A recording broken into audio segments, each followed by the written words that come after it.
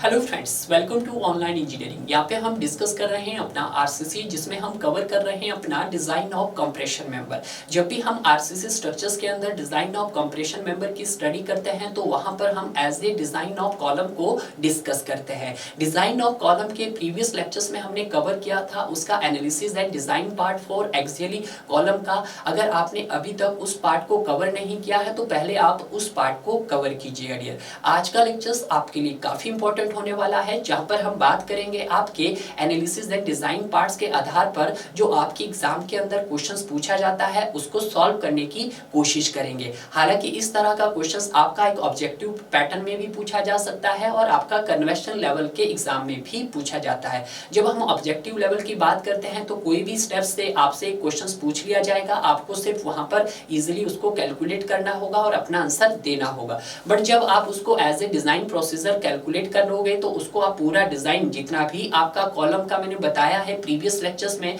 कि जब आपके कॉलम का सेक्शन गिवन होगा तो आपको कौन कौन से बेसिक स्टेप्स फॉलो करने हैं, और जब आपको कॉलम का सेक्शन गिवन ही नहीं होगा तो उस कंडीशंस में आपको किस तरह से डिजाइन स्टेप को फॉलो करना है। तो आज अगर हम बात करेंगे आपके क्वेश्चंस की, तो आपके क्वेश्चंस में आज ऑलरेडी पहले से ही क्या दिया हुआ है, आपका कॉलम का सेक्शन उसने ड्राइव करके दिया है। जो इसने कहा भी है, इसने क्या बोला है कि डिजाइन है आरसीसी कॉलम, कि आपको एक आरसीसी कॉलम डिजाइन करना है, जो मैंने ऑलरेडी आपका डायग्राम बनाया है।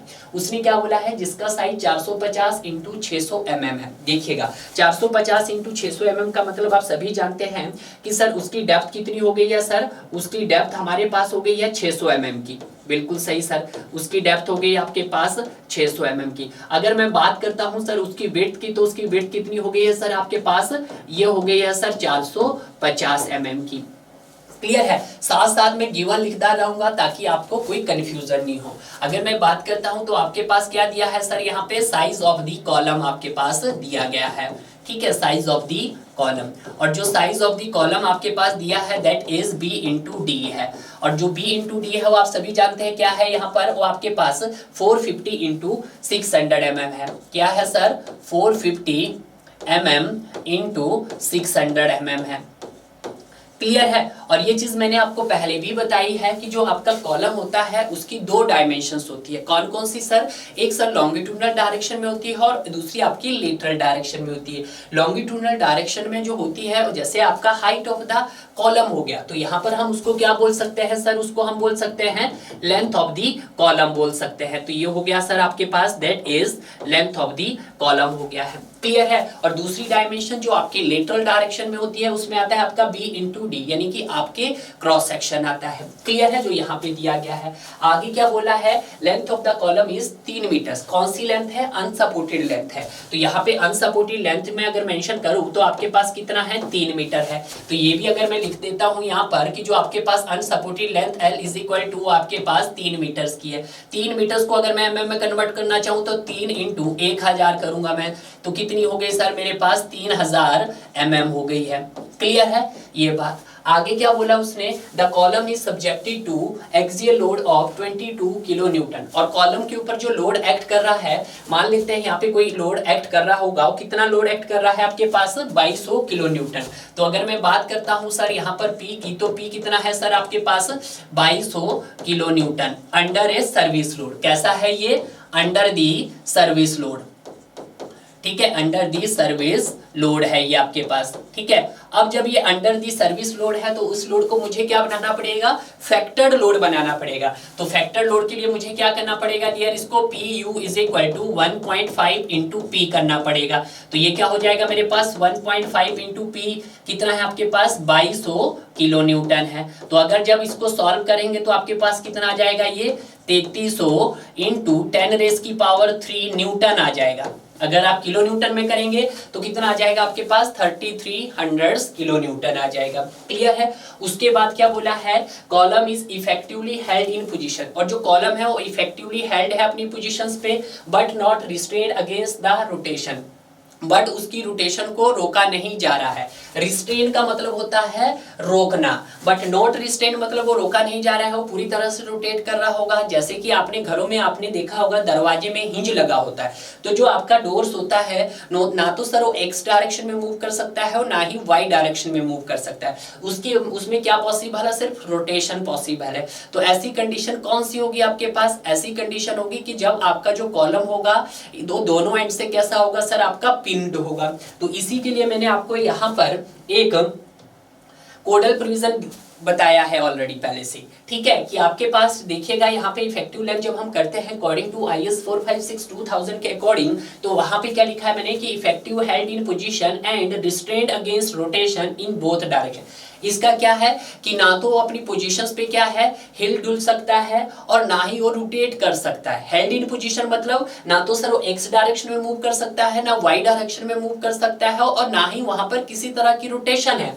यानी कि लिखा है उसने रिस्ट्रेंड अगेंस्ट रोटेशन, रिस्ट्रेंड मतलब उसको रोटेशन होने से भी रोका जा रहा है। तो ऐसी कंडीशन कौन सी होती है सर, जब आपकी कॉलम के दोनों एंड कैसे हो, फिक्स हो। तो उस कंडीशंस में अगर हमारी थ्योरेटिकल जो वैल्यू होती है वो कितनी होती है सर, 0.5 L होती है। स्ट्रेंथ ऑफ मटेरियल में हम स्टडी करते हैं, बट इसी वैल्यू को अगर हम रिकमेंडेड वैल्यू कहेंगे IS 452,000 में, तो ये वैल्यू कितनी हो जाएगी आपके पास, 0.65 L हो जाएगी। क्लियर है। दूसरी कंडीशंस क्या है कि effectively held at both ends, क्यों क्या है, इफेक्टिवली हेल्ड इन पोजीशन है बोथ एंड्स पे, बट नॉट रिस्ट्रेंड, बट उसको रोटेशंस पे रोका नहीं गया है। मतलब दोनों एंड पे कैसे है वो सर, आपके हिंज लगे हैं। जब हिंज लगे हैं तो सर वो ना तो एक्स डायरेक्शन में मूव कर सकता है ना वाई डायरेक्शन में मूव कर सकता है, सिर्फ वो रोटेशन अलाउड है। तो उस कंडीशन में जो हमारी थ्योरेटिकल वैल्यू होती है वो कितनी होती है, L effective is equal to L होती है। तो वही वैल्यू अगर हम बात करते हैं IS 456-2000 में, तो वैल्यू कितनी होती है आपके पास, L effective is equal to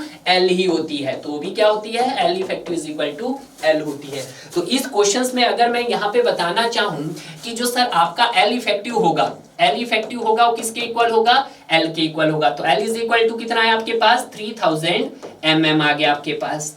clear है, ये बात आपने ध्यान दे दी है। अब और क्या दिया है कि यूज ऑफ M20, कि जब आपने इस कॉलम को बनाया है, ये कॉलम किसका है, RCC का, तो जो यहाँ पर ग्रेड ऑफ कंक्रीट यूज किया गया है, जो ग्रेड ऑफ कंक्रीट जो यहाँ पर यूज किया गया है आपने, वो कौन सा है आपके पास, वो है sir FCK is equal to 20 megapascal. 20 megapascal मतलब क्या दिया है आपके पास, यहाँ पर M20 दिया गया है। अगर मैं बात करता हूँ नेक्स्ट की कि ग्रेड ऑफ स्टील क्या दिया है सर, ग्रेड ऑफ स्टील की बात कर लेते हैं। तो ग्रेड ऑफ स्टील में आपके पास that is FY is equal to 415 mega pascal, यानी कि कहने का मतलब है F इज इक्वल टू 415 आपके पास दिया गया है। क्लियर है। तो ये सारे हैं जो गिवन डाटा है। अगर आप गिवन डाटा को बहुत अच्छे से लर्न करते हो, सीखते हो, तभी आप डिजाइन ऑफ कॉलम को अच्छे से कवर कर पाएंगे। क्लियर है। अब ये आरसीसी का कॉलम है सर, नो डाउट। अब जब ये आरसीसी का कॉलम है और इस आरसीसी के कॉलम में आपको ऑलरेडी इसका क्रॉस सेक्शन भी मालूम हो गया है। क्रॉस सेक्शंस बोले हैं, यहाँ पर आपका डेप्थ भी मालूम हो गई है और विड्थ भी मालूम हो गई, यानी कि जो आपका सेक्शन है वो सर कैसा है सर, वो मेरे पास रेक्टेंगुलर सेक्शन है।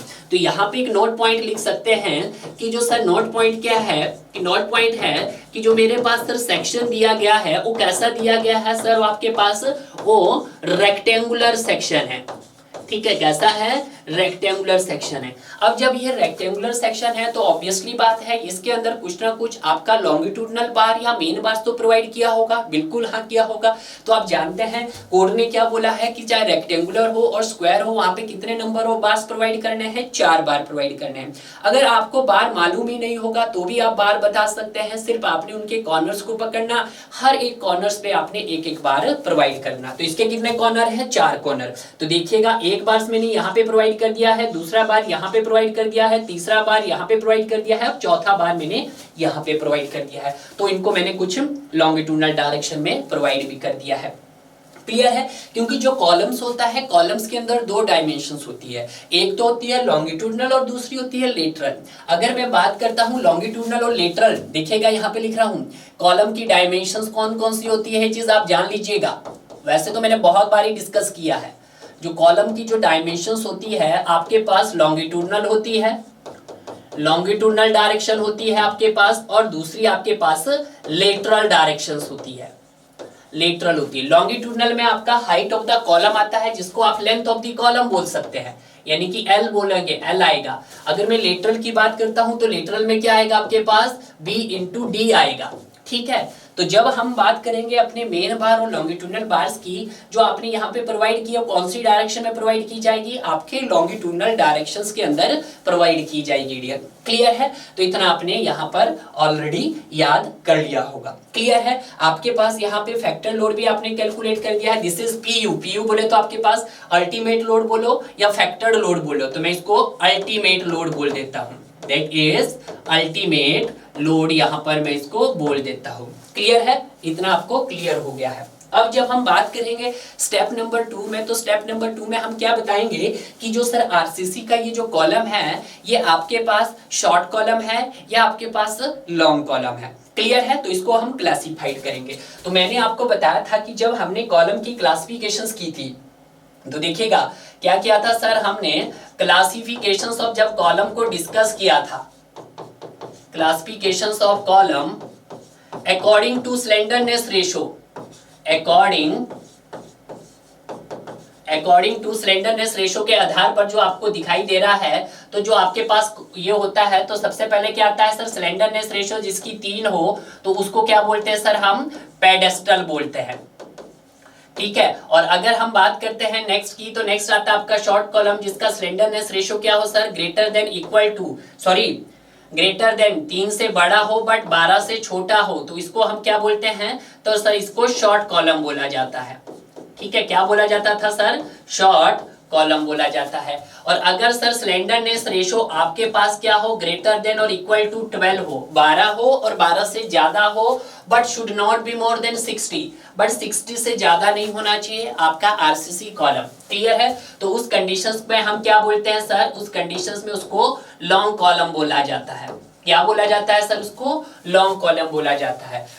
तो हमने यहाँ पे स्लेंडरनेस का कंसेप्ट भी देखा था, तो देखिएगा कंसेप्ट क्या था आपका स्लेंडरनेस का, concept for the slenderness ratio. तो अगर हम बात करते हैं इसकी सॉम के अंदर, तो सॉम के अंदर आपने क्या पढ़ा था, स्लेंडरनेस रेशो, तो सॉम के अंदर आपने डिस्कस किया था L effective upon r minimum, यही किया था अपने, effective length of the column to the least radius gyrations. R minimum क्या था, लीस्ट रेडियस जायरेशन। बट इसी को अगर मैं आरसीसी के कंसेप्ट में आपको बताना चाहूं, तो आरसीसी के कंसेप्ट में आपने इसको क्या किया था, effective length of the column divided by least lateral dimensions. Clear है, सिर्फ आर मिनिमम की जगह क्या हुआ वहां पर, least radius, sorry least lateral dimensions. अब जो ये लीस्ट लेटरल डायमेंशंस आएगी, ये कौन सी आएगी, जो लेटरल डायरेक्शंस में, लीस्ट लेटरल डायमेंशंस में आपके पास क्या हो सकता है सर, बी भी हो सकता है आपके पास और डी भी हो सकता है। क्लियर है, तो यहाँ पे देखिएगा, तो स्लेंडरनेस रेशो जब मैं निकालूंगा, तो slenderness ratio is equal to क्या होगा आपके पास, L E divided by least lateral dimensions होगा इन केस ऑफ आरसीसी। तो ये हम देखेंगे आप इन केस ऑफ आरसीसी के अंदर। क्लियर है, तो हम पहले इसको किसके, डेप्थ के कॉरस्पॉन्डिंग देखेंगे, चेक करेंगे, और फिर उसको विड्थ के कॉरस्पॉन्डिंग भी चेक करेंगे। ठीक है, तो यहाँ पे देखिएगा इन केस ऑफ जब हमारे पास डेप्थ क्या हो सर, 600 mm हो, तो उस कंडीशन में आपका जो स्लेंडरनेस रेशो होगा, स्लेंडरनेस रेशो क्या होगा आपके पास, L E upon least lateral dimensions के लिए आपने अभी डी लिया है, तो एल ई कितना है, इफेक्टिव लेंथ कितना है आपके पास, 3000 mm है, तो that is 3000 mm divided by D क्या है आपके पास सर, डी है मेरे पास 600, तो दैट इज 600, तो ये आपके पास कितना आ गया, यहाँ पर 5 आ गया। तो ये जो 5 है ये लेस देन 12 है, यानी कि 12 से छोटा आपके पास, तो जब 12 से छोटा है तो ये कौन सा है आपके पास, दैट इज शॉर्ट कॉलम है। यानी कि आप कह सकते हैं कि स्लेंडरनेस रेशो जो यहाँ पे आया वो 5 इज लेस देन 12, तो इसका मतलब क्या है सर, शॉर्ट कॉलम है। इसका मतलब क्या है सर, शॉर्ट कॉलम है। अगर हम बात करते हैं दूसरी, इन केस ऑफ विड्थ के अलोंग, अब सेकंड केस देख लेते हैं, इन केस ऑफ विड्थ के अलोंग भी देख लेते हैं। तो स्लेंडरनेस रेशो क्या हो जाएगा, एल ई अपॉन बी हो जाएगा। अगर लेस देन 12 हुआ तो क्या होगा आपके पास, आपका शॉर्ट कॉलम होगा। तो यहाँ पे LE कितना है आपके पास 3000 है, डिवाइडेड बाय B कितना है हमारे पास सर, B है सर मेरे पास 450 mm है, तो ये हो गया है 450 mm कीजिएगा आप 450, तो यहाँ से यहाँ कैंसिल हो गया, तो 300/45 कीजिएगा आप 300/45, तो यहाँ से कितना आएगा 6.67 आया आपके पास, जो लेस देन 12 है। तो इसका मतलब ये क्या है, इससे भी सेटिस्फाई हो रहा है कि सर ये लेस देन 12 है, तो कौन सा कॉलम है आपका, शॉर्ट कॉलम है। ठीक है, कौन सा कॉलम है सर, शॉर्ट कॉलम है। तो यहाँ से ये चीज तो आपको क्लियर हो गई है कि जो हमने कंडीशंस यहाँ पे देखी है कॉलम की, और कौन सा कॉलम है सर, लॉन्ग कॉलम है या शॉर्ट कॉलम है सर, वो हमारे पास शॉर्ट कॉलम के अंदर आता है। क्लियर है। अब यहाँ पर बात करते हैं हम अपने नेक्स्ट स्टेप की। ठीक है, नेक्स्ट स्टेप क्या आएगा आपके पास, check for the minimum eccentricity of column. अब आपको कॉलम को चेक करना है कि अगर वो मिनिमम इसेंट्रिसिटी है तो हम उसको किसके लिए डिजाइन करेंगे, या हो सकता हो यहाँ पर यूनी एक्सियल इसेंट्रिक हो या बाई एक्सियल इसेंट्रिक हो, किस तरह की इसेंट्रिक कंडीशंस वहां पर आ गई है। अगर मैं बात करता हूँ इस इसेंट्रिक लोडिंग कंडीशंस की, तो जब हम बात करते हैं यहाँ पर कॉलम की, कि जो कॉलम होता है आपके पास उसमें कौन कौन से होते हैं सर, कंसेंट्रिक लोडिंग कॉलम होता है एक, तो सर कंसेंट्रिक लोडिंग कॉलम होता है आपके पास। ठीक है, और दूसरा कौन सा होता है सर आपके पास, दूसरा होता है आपके पास eccentric uni axial loading column, uni axial loading column, axial loading column होता है। नीचे उतार लेता हूं, ठीक है, कॉलम हो गया है। और तीसरा कौन सा हो गया आपके पास, तीसरा हो गया सर आपके पास eccentric bi axial loading column, eccentric bi axial loading column.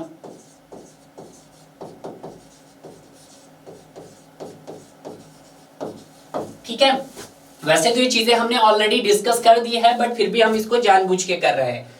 अब मान लेते हैं यहाँ पे मैं डिफरेंट क्रॉस सेक्शंस आपको बना के दिखाता हूं।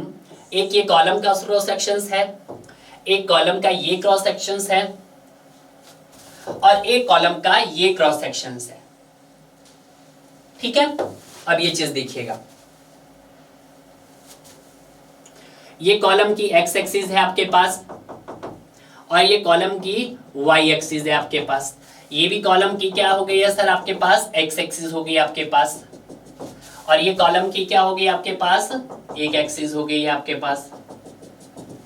अब देखिएगा कि कॉलम के ऊपर अगर जो लोड आ रहा होगा, सपोज कीजिएगा इसके ऊपर जो लोड आ रहा होगा वो बिल्कुल इसके सीजी के साथ मैच कर रहा होगा। यहाँ पर लोड क्या हो रहा होगा, सीजी के साथ मैच कर रहा होगा। अगर वो सीजी के साथ मैच कर रहा है तो तभी हम उसको क्या बोलेंगे, कंसेंट्रिक लोडिंग कॉलम बोलेंगे, या हम उसको एक्सियली लोडिंग कॉलम बोलेंगे। सेकंड कंडीशंस में क्या है कि जो लोड है वो आपका कुछ अवे फ्रॉम, मतलब आपके सीजी से पास नहीं कर रहा है, कुछ अवे डिस्टेंस पे पास कर रहा है, यानी कि इसके ई एक्सिस पे। तो इस कंडीशंस में क्या हो रहा है आपका, कुछ ना कुछ इसेंट्रिसिटी डेवलप्ड हो रही है। तो ई एक्स इस कंडीशन में शुड नॉट बी 0। ये आपका एक्स भी हो सकता है और वाई भी हो, बट आपके पास जब यूनी एक्सियल की बात की जाएगी तो सिर्फ एक ही एक्सिस के ऊपर वहां पर क्या आएगा, आपका इसेंट्रिसिटी डेवलप्ड होगी। इस कंडीशन में आपकी इसेंट्रिसिटी क्या हो रही है, कोई भी डेवलप नहीं हो रही है, तो 0 हो गया है। बट अगर मैं बात करता हूं इस कंडीशन में, तो इस कंडीशन में आपकी जो इसेंट्रिसिटी डेवलप्ड होगी वो एक्स डायरेक्शन में भी होगी आपकी,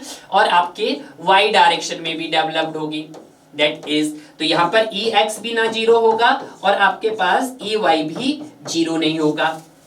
क्लियर है। बट ऐसा पॉसिबल नहीं है कि आपका जो कॉलम हो उसका क्या हो, वो परफेक्टली उसका लोड है उसके सीजी से पास कर रहा हो, क्योंकि जब भी आप उसको ऐसे प्रैक्टिकली साइड पे कॉलम को डिजाइन करते हैं तो हो सकता है आपने जब भी कंक्रीट का प्रपोर्शन किया होगा उसमें कोई ना कोई वहां पे गलत किया होगा। ऐसा नहीं है कि आपने उसको प्रॉपर तरह से टैंपिंग की होगी, प्रॉपर तरह से उसकी मिक्सिंग की होगी, कुछ ना कुछ वहां पे ऐसी चीजें रहती है जिससे कि आपके जो मेंबर का जो सीजी रहता है वो परफेक्टली कॉलम के साथ मैच नहीं करता है। तो यहाँ पर क्या कहा है कोड ने कि कोई भी कॉलम हो पर उसको आप कम से कम मिनिमम इसेंट्रिसिटी के लिए तो डिजाइन करना ही करना है, और जो मिनिमम इसेंट्रिसिटी होगी वो लेस देन इक्वल टू आपके पास 5% ऑफ लीस्ट लेटरल डायमेंशंस होगी। तो मैं इसको लिख सकता हूं ए मिनिमम इज लेस देन क्या होगा 0.05 लीस्ट लेटरल डायमेंशन। अब जो लीस्ट लेटरल डायमेंशन हो सकता है वो कॉलम की डायमेंशंस आपके पास दैट इज ये बी भी हो सकती है और ये आपके पास डी भी हो सकती है। क्लियर है? तो यहाँ पे भी हम बना सकते हैं, ये सर आपके पास बी भी हो सकता है और ये आपके पास डी भी हो सकता है।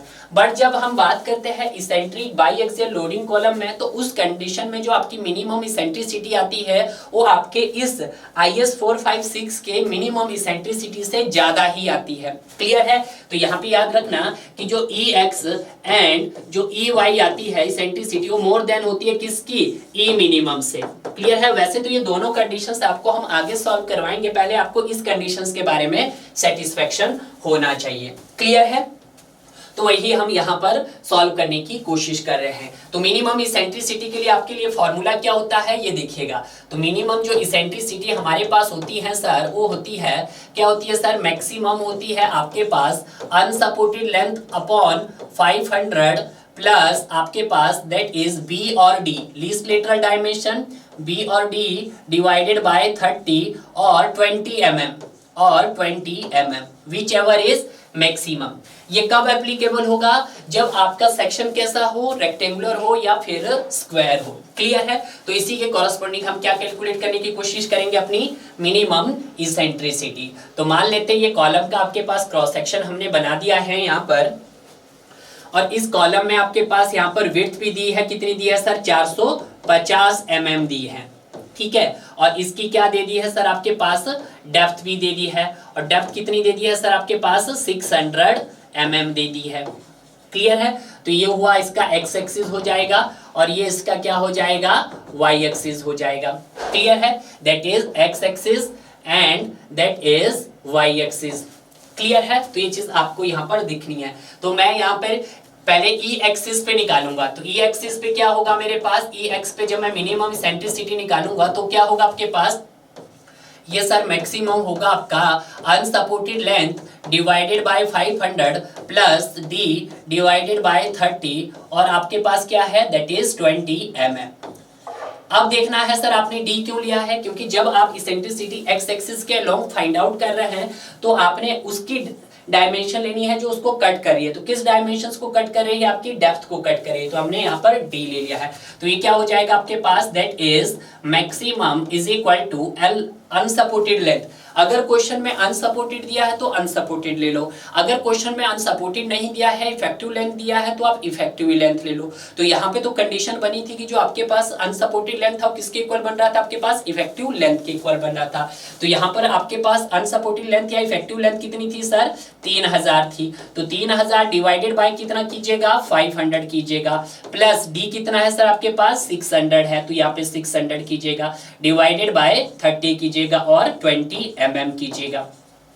क्लियर है? तो यहाँ पे अगर मैं इसको काटने की कोशिश करता हूं तो यहाँ से कितना आया सर? ये 6 आया, और यहाँ से कितना आया सर? ये 20 आया। तो जो मेरे पास यहाँ पर EX मिनिमम जो आया वो कितना आया सर? वो देखिएगा EX जो मिनिमम आया मेरे पास वो मैक्सिमम आया किस किस का सर? आपका दैट इज 26 mm का और आपका दैट इज 20 mm का। तो यहाँ पे जो मेरे पास EX मिनिमम आएगा वो should not be more than, इन दोनों का बड़ा क्या है? 26, इससे ज्यादा नहीं होना चाहिए। कोड ने क्या कहा? कोड ने ये कहा कि जो आपके पास EX मिनिमम होगा वो लेस देन होना चाहिए, less than equal to 0.05 of किसके कॉरस्पॉन्डिंग देख रहा हूं? डेप्थ की। तो डेप्थ की तो सेटिस्फाई करवाओ। EX मिनिमम कितना है आपके पास? That is 26 mm is less than that is 0.05। D कितना है आपके पास? 600 है। तो यहाँ पे क्या आया है कि जो आपके पास 26 mm है वो आपके पास लेस देन है किसके? 30 mm के। 30 से कम ही है, बिल्कुल सर 30 से कम ही है। तो ये क्या हो रहा है? कंडीशंस ओके हो रहा है, यानी कि आपका मिनिमम इसेंट्रिसिटी के लिए हम इसको क्या कर रहे हैं? डिजाइन कर रहे हैं। अब इसी तरह से आप देखेंगे इसको विड्थ के लॉन्ग। ठीक है, तो देखिएगा अब हम देखेंगे यहाँ पर ई एक्स, अब ई वाई के कॉरस्पॉन्डिंग ई वाई मिनिमम, तो ई वाई मिनिमम क्या होगा आपके पास, ये भी सर मैक्सिमम होगा आपका किस किस का, अनसपोर्टेड लेंथ डिवाइडेड बाय 500 का प्लस डी की जगह बी आ जाएगा आपके पास डिवाइडेड बाय 30 और 20 mm whichever is maximum. तो यहाँ पे जब हम इसको करेंगे तो ये मैक्सिमम हो जाएगा। अनसपोर्टेड लेंथ को आप इफेक्टिव लेंथ के इक्वल लिया है तो that is 3000 divided by 500 plus यहाँ पे कितना है सर 450 डिवाइडेड बाय 30 और आपके पास 20 mm। तो यहाँ से जब इसको काटेंगे तो यहाँ से काट के कितना आ रहा है सर आपका 6 आ रहा है, यहाँ से काट के आपका 15 आ रहा है, तो यहाँ पर कितना आ गया सर आपके पास मैक्सिमम आ गया sir that is 21 and 20 mm। Clear है। तो यहाँ से जो कंडीशंस बनेगी आपके पास ई वाई मिनिमम जो होगा आपके पास should not be more than 21 mm।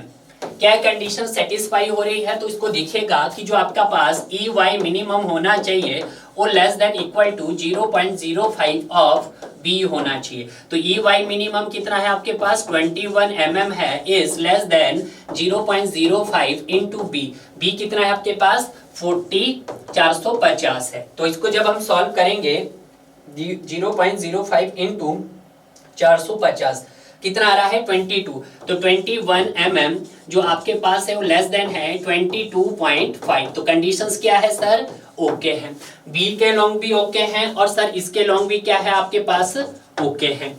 Clear है, यानी कि जो ये आपका कॉलम है इसको हमने कम से कम इसेंट्रिसिटी के लिए तो डिजाइन करना ही है। तो कम से कम इसेंट्रिसिटी के लिए कुछ इस तरह से हमने इसको डिजाइन करना ही है, जिसको आप कर्ण बोलते हैं या फिर इसको कोर बोलते हैं, कोर डाया भी बोल सकते हैं आप इसको और कर्ण भी बोल सकते हैं, दैट इज कर्ण इसको आप सौम में बोलते हैं। ठीक है, क्लियर है। तो यहाँ पर आपने चेक नंबर 3 भी यहाँ पर देख लिया है, मिनिमम इसेंट्रिसिटी का क्राइटेरिया भी यहाँ पर चेक कर लिया है। ये जो फॉर्मूला है आपका ये तभी एप्लीकेबल है जब आपका सेक्शन कैसा हो, ये तभी एप्लीकेबल है, कब एप्लीकेबल है सर ये, जब आपका सेक्शन कैसा हो रेक्टेंगुलर हो, रेक्टेंगुलर हो और आपका कैसा हो सर स्क्वायर हो और आपका सर्कुलर हो, तभी ये एप्लीकेबल है ये मिनिमम इसेंट्रिसिटी। अगर आपका दूसरा सेक्शन हो, अगर यहीं पे मैं लिख देता हूं, अगर सेक्शन इफ कॉलम का सेक्शन कैसा हो सर आपके पास नॉन रेक्टेंगुलर हो, नॉन रेक्टेंगुलर हो, नॉन रेक्टेंगुलर हो, नॉन स्क्वायर हो, नॉन स्क्वायर हो और नॉन सर्कुलर हो, तो उस कंडीशंस में आपकी मिनिमम इसेंट्रिसिटी क्या होगी, ई मिनिमम जो आपका होगा वो होगा सर मैक्सिमम अनसपोर्टेड लेंथ की जगह इफेक्टिव लेंथ ले सकते हो आप डिवाइडेड बाय 300, पहले 500 था अब ये 300 हो जाएगा और आपका दैट इज 20 mm। क्लियर है। तो ये एडिशनल पॉइंट्स है जो क्वेश्चन के साथ साथ आपको क्लियर होने चाहिए। क्लियर है। अब बात करते हैं हम अपने नेक्स्ट स्टेप्स की। नेक्स्ट स्टेप में आपको क्या कैलकुलेट करना है, area of longitudinal reinforcement calculate करना है, जहां की आपने प्रीवियस क्वेश्चंस में यहाँ पे देखा था एरिया ऑफ लॉन्गिट्यूडनल रेनफोर्समेंट। तो ये आपके पास जो बार थी ये कौन सी बार थी आपके पास लॉन्गिट्यूडनल रेनफोर्समेंट, या हम इनको मेन बार्स भी बोल सकते थे। क्लियर है। तो ये किस डायरेक्शन में प्रोवाइड की जाती है, लॉन्गिट्यूडनल डायरेक्शंस में प्रोवाइड की जाती है। क्लियर है। तो ये चीज आपने यहाँ पर अच्छे से देख ली थी। तो जब हम area of longitudinal reinforcement calculate करते हैं तो एक फॉर्मूला था आपके पास जो मैंने आपको एनालिसिस और डिजाइन पार्ट्स में कवर करवाया था। क्या बताया था वहां पर, load carrying capacity of column, कि जब आप क्या कैलकुलेट करते हैं load carrying capacity of column,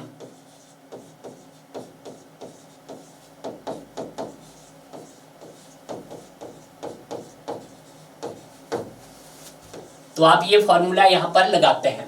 ठीक है। तो यहाँ पे जब load carrying capacity of column के लिए जब आप कैलकुलेट करते हैं तो यहाँ पे दो कंडीशंस रहती है कि एक तो आप उसको कम से कम मिनिमम इसेंट्रिसिटी के लिए डिजाइन कर रहे हैं, तो उस कंडीशंस में क्या होगा less than equal to 0.05 D. अगर आप मिनिमम इसेंट्रिसिटी के लिए डिजाइन कर रहे हैं तो उस कंडीशंस में आपका जो लोड होगा वो क्या होगा, लोड कैरिंग कैपेसिटी होगी वो क्या होगा आपके पास, वो होगा 0.4 FCK into area of concrete plus 0.67 is FY area of steel in concrete.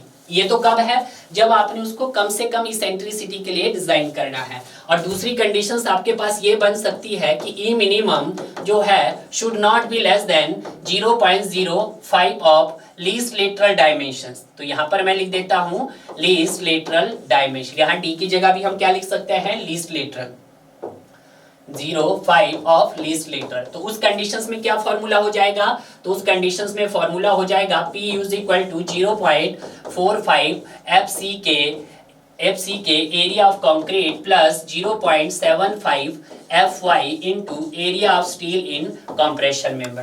तो आपको ये फॉर्मूला वहां पर लगाना है। आज तो आपके क्वेश्चंस में बिल्कुल दोनों ही कंडीशन सेटिस्फाई हो रही है कि मिनिमम का क्राइटेरिया सेटिस्फाई हो रहा है कि उस अपने कॉलम को आपको किसके लिए डिजाइन करना है, आपको मिनिमम इसेंट्रिसिटी के लिए डिजाइन करना है। और जब मिनिमम इसेंट्रिसिटी के लिए डिजाइन करना है तो कौन सा लगाएगा आप वाला, ऊपर वाला। तो ये लगा देंगे हम, that is PU is equal to 0.4 FCK is area of concrete plus 0.67 is steel into area of steel in compressions।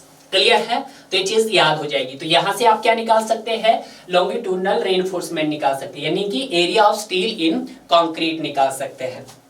Clear है। तो यहां पर अगर मैं पीछे आपको क्वेश्चंस में लेके जाऊं तो क्वेश्चंस में देखिएगा कि जैसे ये वाला दिखाई दे रहा था, तो ये क्रॉस सेक्शन मैंने कुछ यहाँ दिखाई दिया गया। तो इस क्रॉस सेक्शन में आपको 4 बार कुछ ऐसे होगी, एक बार सर यहाँ पे होगी, दूसरी बार सर यहाँ पे होगी, तीसरी बार यहाँ पे होगी और चौथी बार यहाँ पे होगी। तो जब ये क्रॉस सेक्शन होगा तो नो डाउट इस क्रॉस सेक्शन का आपके पास क्या क्या होगा, कुछ ना कुछ एरिया ऑफ कॉन्क्रीट भी होगा, नो डाउट। जब यहाँ पर आपने नंबर्स ऑफ बार प्रोवाइड कर दी है यहाँ पर, तो इसका कुछ ना कुछ area of steel in concrete भी होगा।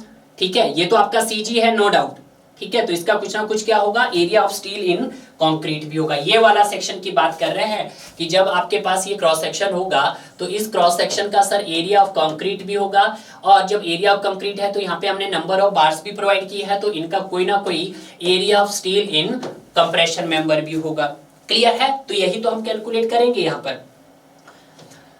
तो यहां पर हमें सबसे पहले अब क्या देखना होगा, पहले area of concrete find out करना पड़ेगा। तो एरिया ऑफ कंक्रीट कैसे फाइंड आउट होगा डियर, तो एरिया ऑफ कंक्रीट होगा, अगर मैं ग्रॉस में से area of steel in compression minus कर दूं तो मुझे क्या मिल जाएगा, एरिया ऑफ कंक्रीट मिल जाएगा। तो अगर मैं बात करता हूं यहाँ पे ग्रॉस एरिया की, तो ग्रॉस एरिया क्या होगा आपके पास, B इंटू डी होगा। तो B कितना है सर, 450 mm है, और D कितना है आपके पास, 600 mm है। तो यहां से क्या आ गया आपके पास सर, ये ग्रॉस एरिया आ गया है। तो देखिएगा सॉल्व करके, 450 इंटू 600 तो कितना आ गया आपके पास, दैट इज 27 इंटू 10 डेज की पावर 4 mm स्क्वायर आ गया है। ये तो क्या आ गया आपके पास, एरिया, ग्रॉस एरिया आ गया है। क्लियर है, आपको क्या निकालना है, आपको निकालना है यहाँ पर area of steel in compression निकालना है। तो area of steel in compression निकालना है, एरिया ऑफ कंक्रीट आ गया है, तो आप इजीली अब फाइंड आउट कर सकते हैं। तो देखना, आप पुट करना वैल्यू को, पुट करना अपने AG को कितना पुट करना अपने, 27 इंटू 10 डेज की पावर 4 पुट करना। तो देखिएगा PU is equal to 0.4 FCK is area of concrete. तो एरिया ऑफ कंक्रीट क्या है आपके पास, gross area minus area of steel in compression member. ASC क्या है, area of steel in compression member. Clear है, प्लस आपके पास 0.67 is FY into area of steel in compressions. तो देखिएगा यहाँ पर PU आपके पास ऑलरेडी कितना था सर, जो हमने पीछे कैलकुलेट किया था 33 आया था, बिल्कुल सही। तो 3300 इंटू 10 डेज की power 3 newton is equal to 0.4 FCK कितना है सर, 20 है।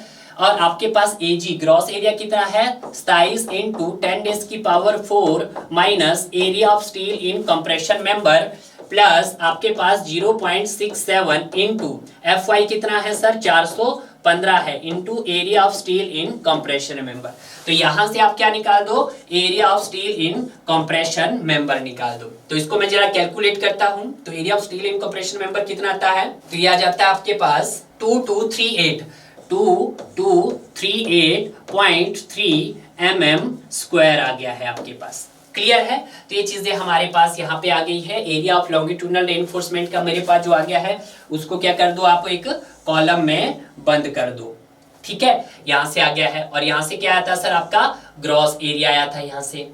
क्लियर है, कुछ नहीं किया आपने, सिर्फ अपना जो भी आपका बेसिक फंडा था आपने उसी को यहाँ पर यूज करना शुरू किया है। सर अगर कोई पूछे कि 0.4 FCK क्या है, ये आपका एट स्ट्रेन 0.002 पे क्या है, आपकी परमिसिबल स्ट्रेंथ ऑफ कंक्रीट है। अगर मैं बात करता हूँ सर 0.67 FY क्या है, एट स्ट्रेन 0.002 पर आपका क्या है, ये परमिसिबल स्ट्रेंथ ऑफ स्टील है। ठीक है, तो यहाँ पे देखिएगा, अगर मैं बात करता हूं कि सर नोट पॉइंट लिखिएगा यहाँ पे, नोट पॉइंट क्या है कि सर 0.4 FCK क्या है, ये है सर स्ट्रेस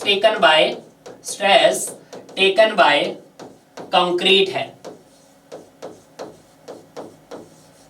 ठीक है, अगर मैं बात करता हूं यहां पर उसी तरह से कि सर 0.67 FY क्या है, या आपने मैंने एजम्पशंस में भी आपको बताया है। तो ये क्या है, stress is taken by steel है, टेकन बाय स्टील है।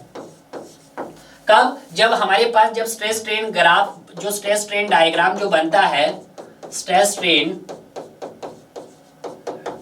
ग्राफ पे एट 0.002 स्ट्रेन पे। ठीक है, तो ये चीज आपको ध्यान रखना, स्ट्रेन रहना तो एट 0.002 पे, ये आपको पॉइंट्स है जो आपको याद रखना है। क्लियर है, तो यहां से हमें क्या मिल गया है सर, यहां से मुझे मिल गया है अपना area of steel in compression member मिल गया है। क्लियर है, तो यानी कि ये क्या हुआ मेरा, ASC रिक्वायर्ड हुआ।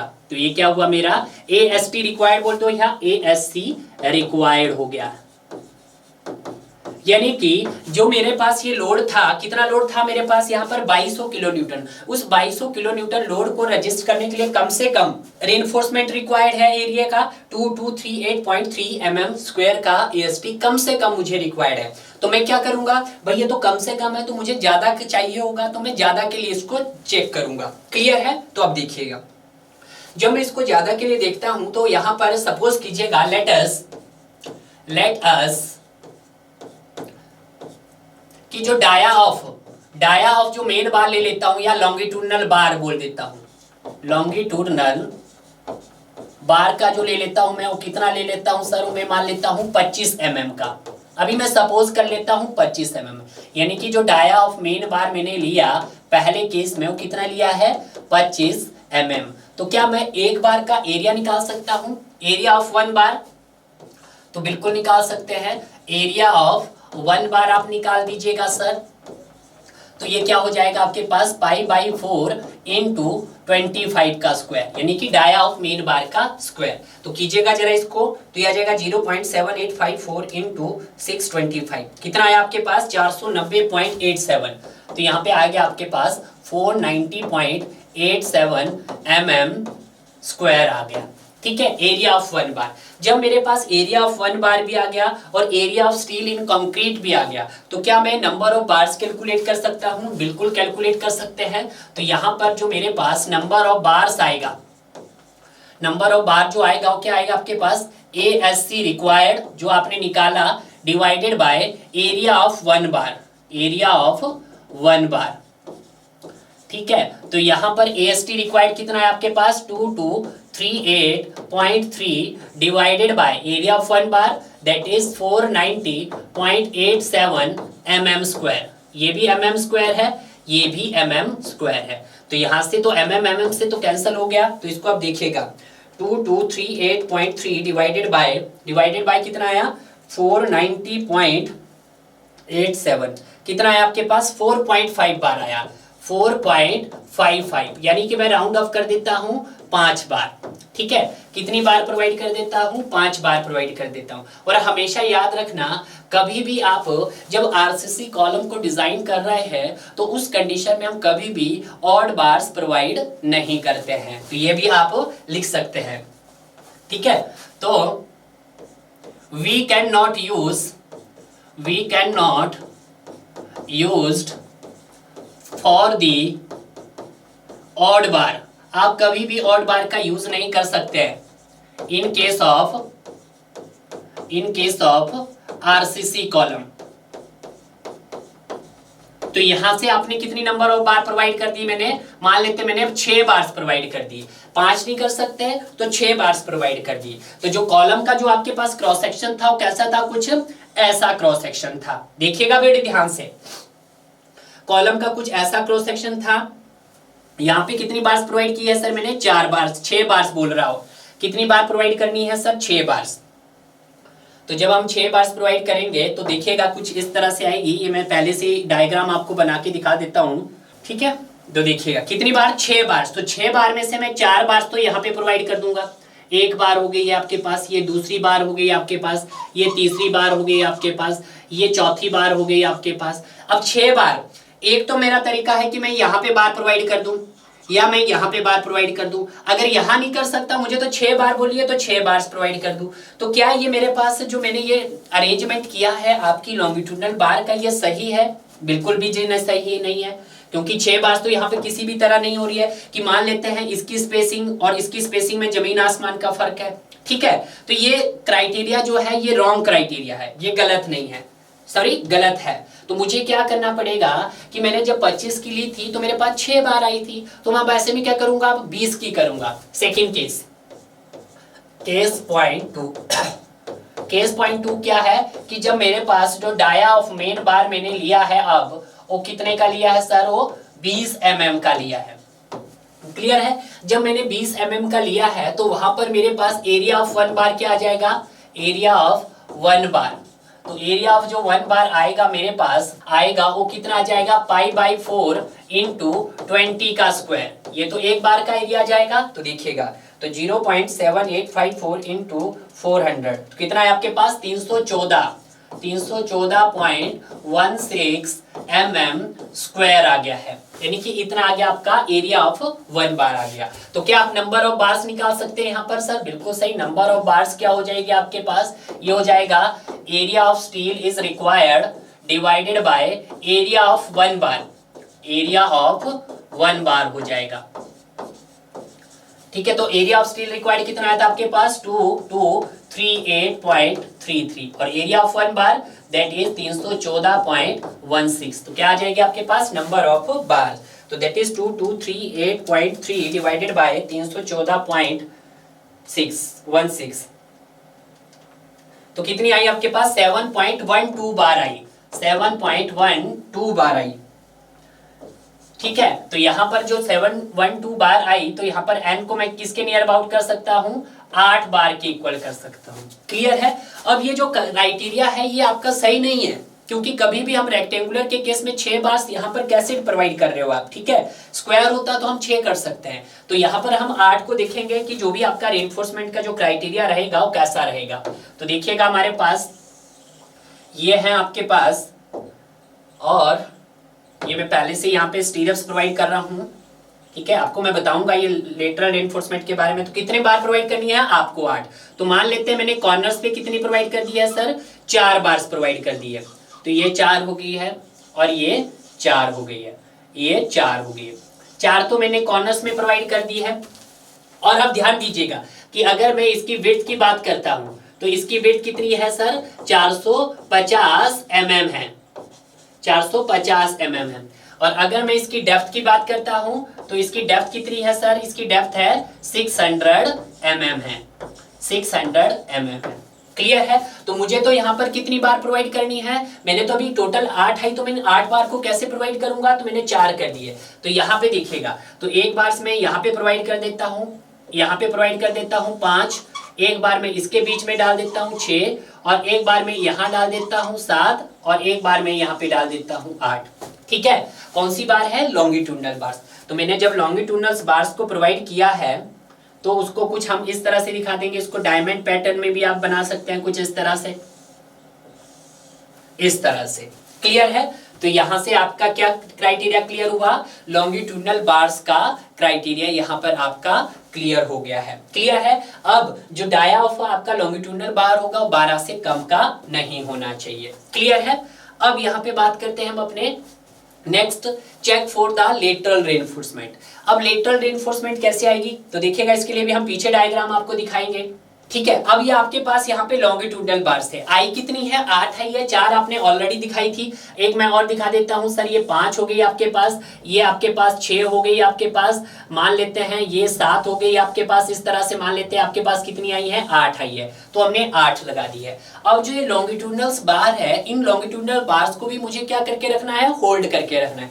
तो इनको होल्ड करने के लिए मुझे क्या प्रोवाइड करनी पड़ेगी, ट्रांसवर्स रेनफोर्समेंट प्रोवाइड करनी पड़ेगी। तो कीजिएगा जरा सा ट्रांसवर्स रेनफोर्समेंट प्रोवाइडेड, तो हम ये कर देते हैं, यहाँ पर ये कर दी मैंने यहाँ पे, ठीक है। तो ये मैंने क्या प्रोवाइड कर दी यहाँ पर, ट्रांसवर्स रेनफोर्समेंट प्रोवाइड कर दी, एज ए लेटरल रेनफोर्समेंट भी बोल सकते हैं हम। तो ये क्या हो गया आपके पास, that is lateral reinforcement. Lateral reinforcement बोलो आप, या फिर क्या बोल सकते हैं इनको, ट्रांसवर्स रेनफोर्समेंट भी बोल सकते हैं। अब मुझे क्या देखना है, इसका डाया देखना है, और मुझे किसका डाया देखना है, और उनकी पिच के बारे में देखना है कि इनके बीच की स्पेसिंग क्या हो गई है, यानी कि मुझे इनकी पिच भी बताना है। क्लियर है? तो देखिएगा, ठीक है, जब हम लेटरल और ट्रांसवर्स रेनफोर्समेंट की बात करते हैं तो उस कंडीशंस में देखिएगा कि जो डाया ऑफ लेटरल टाइज होना चाहिए, diameter for the lateral ties,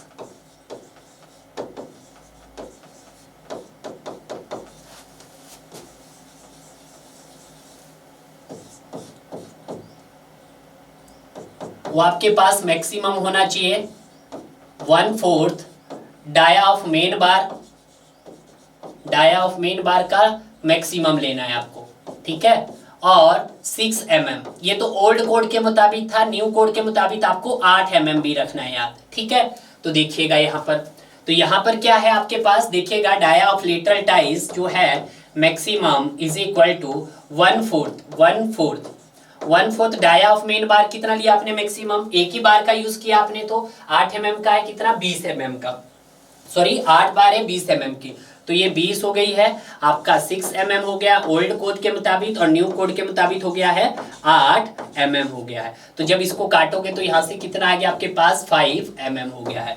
तो जो यहाँ पर डाया ऑफ लेटरल टाइज हम प्रोवाइड करेंगे, प्रोवाइडेड, वो कितना प्रोवाइडेड करेंगे सर, वो हम 8 mm का प्रोवाइड करेंगे। कितने mm का, 8 mm का प्रोवाइड करेंगे। क्लियर है? ये तो हमारी डाया की बात हो गई है।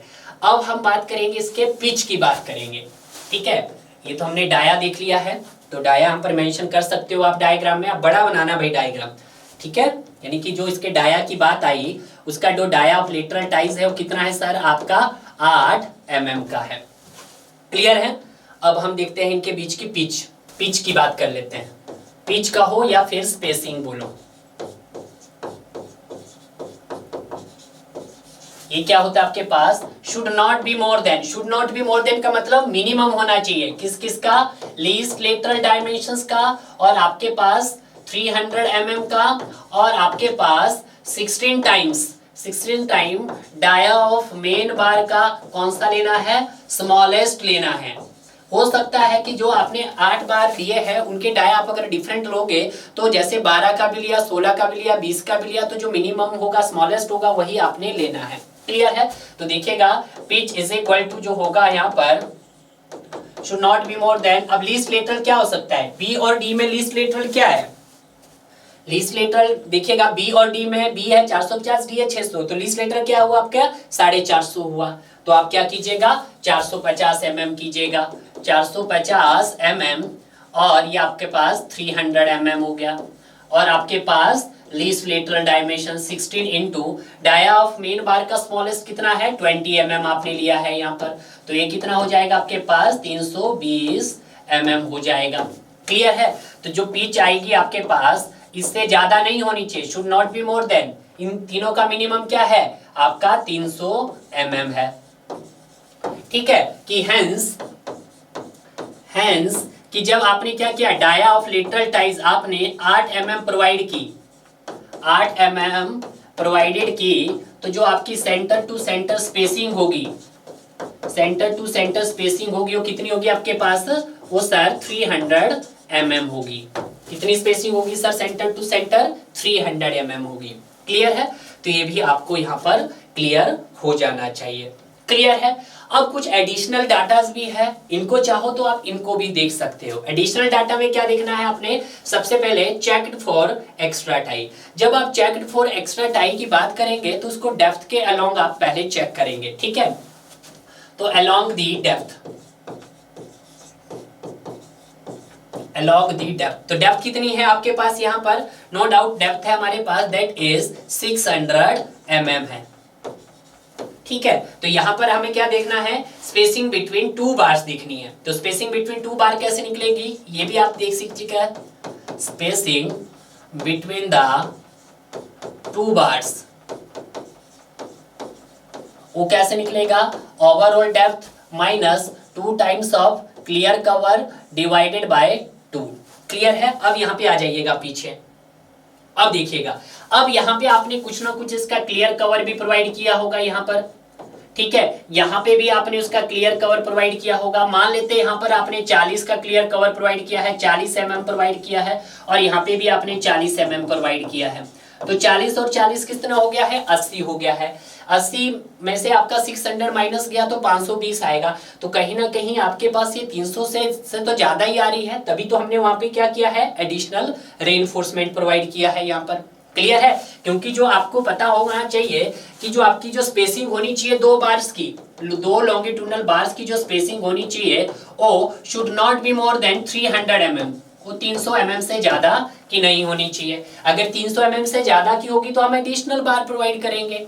क्लियर है। और आपको दिख भी रहा है कि सर अगर 40 और 40 80 अगर सर कवर में गया तो 600 में से 80 गया 520, तो दो लॉन्गिट्यूडनल बार के बीच का डिस्टेंस तो कितना आ गया आपके पास, 520 आ गया है। तो 520 मतलब 300 से ज्यादा नहीं होना चाहिए। तो उस कंडीशंस में हमने क्या कर दिया है कि लॉन्गिट्यूडनल बार यहाँ पर प्रोवाइड कर दी है। क्लियर है। तो ये हो गया आपके पास। तो डी कितना है आपके पास सर, ये हो जाएगा 600 minus 2 into 40, 2 into 40 divided by 2। तो यहाँ पे कितना हो गया 80, यहाँ पे कितना हो गया 600 में से 80 गया तो कितना गया आपके पास 520 बटे 2 आ गया है। तो यहाँ से कितना आ गया आपके पास 26 260, कितना आ गया आपके पास 260 आ गया है। और जो 260 आया आपके पास, ये स्पेसिंग आपकी किससे है 75 से ज्यादा है।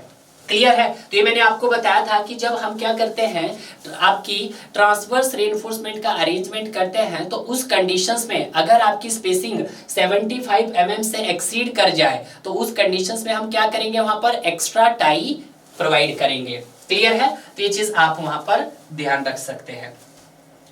क्लियर है। तो यहाँ पर ये चीज कंडीशंस क्लियर हो गई है कि आपके पास जो यहाँ पे ये स्पेसिंग आई वो कितनी आई है सर 260 mm आई, और 260 mm is greater than equal to 75, 75 से ज्यादा है यानी कि ग्रेटर है, इक्वल तो नहीं है तो ग्रेटर है भाई। और जब ग्रेटर है तो वहां पर हम क्या प्रोवाइड करेंगे sir, extra tie bars provided. तो उस कंडीशंस में हम एक्स्ट्रा टाई प्रोवाइडेड करेंगे। क्लियर है। उसी तरह से नेक्स्ट आता है check for the open tie और क्लोज टाई। अब ओपन टाई और क्लोज टाइज की बात करते हैं। तो ओपन टाई और क्लोज टाई में जो आपकी स्पेसिंग होगी, spacing between edge of two bars, edge of the two bars, edge of the two bars, ठीक है। जैसे यहाँ पे देख लीजिएगा आपके पास, ये देखिएगा ये एजिस वाले बार हैं आपके पास, तो इनकी जो स्पेसिंग होनी चाहिए वो किससे ज्यादा नहीं होनी चाहिए, is greater than 48 times the lateral ties. ठीक है। अगर 48 टाइम्स ऑफ लेटरल टाइज से ज्यादा हुई तो उस कंडीशंस में हम क्या प्रोवाइड करेंगे, हम प्रोवाइड करेंगे आपका additional close loop is greater than 48 times of lateral ties. तो यहाँ पे spacing between the two edge कैसे निकलेगा आपके पास, वो देखिएगा, spacing between edges of the two bars, वो कैसे निकलेगा आपके पास, वो निकलेगा overall depth minus 2 times of clear cover. ठीक है। तो डेप्थ कितना है सर 600 है माइनस 2 इंटू 40, तो यहां से कितना आ गया सर आपके पास 520 mm आ गया है। तो 520 mm जो है स्पेसिंग है आपके पास वो is more than 520 mm spacing किससे ज्यादा है सर आपकी 48 times of lateral ties. Lateral ties का डाया कितना है 8 है। तो जब हम इसको सॉल्व करेंगे तो 520 mm कर देते हैं, इसको लिख देते हैं, ये भी mm में है, ये भी mm है। इज ग्रेटर देन इज 64 32 और 6 38 इज mm। तो यहाँ पे क्या है कि जो आपके पास स्पेसिंग है किसके बीच में, एजिस के दो बार के बीच की, वो किससे ज्यादा है, 520 mm से ज्यादा है। ठीक है, 520 is more than 48 times of lateral tie. तो वहां पे क्या है सर, हम extra close tie is used. तो वहां पे हम एक्स्ट्रा क्लोज्ड टाई यूज करेंगे हम। ठीक है, जैसे मैंने आपको यहाँ पे बताया भी था, वो तो मैंने लॉन्गिट्यूडनल बार्स का क्राइटेरिया बताया, बट अगर हम एजिस की बार ले लेते हैं, इन बार की ले लेते हैं, अगर इनका डिस्टेंस आपके पास क्या है, मतलब 48 टाइम्स ऑफ लेटरल टाई से ज्यादा होगा, तो वहां पर हम क्या प्रोवाइड करेंगे, एडिशनली मतलब एक्स्ट्रा क्लोज लूप प्रोवाइड करेंगे। ठीक है, तो एक लूप मैंने यहाँ पर ऑलरेडी प्रोवाइड किया, ये वाला। ठीक है, ये वाला। ठीक है, दिस इज द। तो यहाँ पर हमारा सारा का सारा जो क्राइटेरिया था वो आपके पास फुलफिल हो गया है, और जो क्वेश्चन था उसको हमने पूरी तरह से यहाँ पर डिजाइन करके भी कंप्लीट कर लिया है डियर।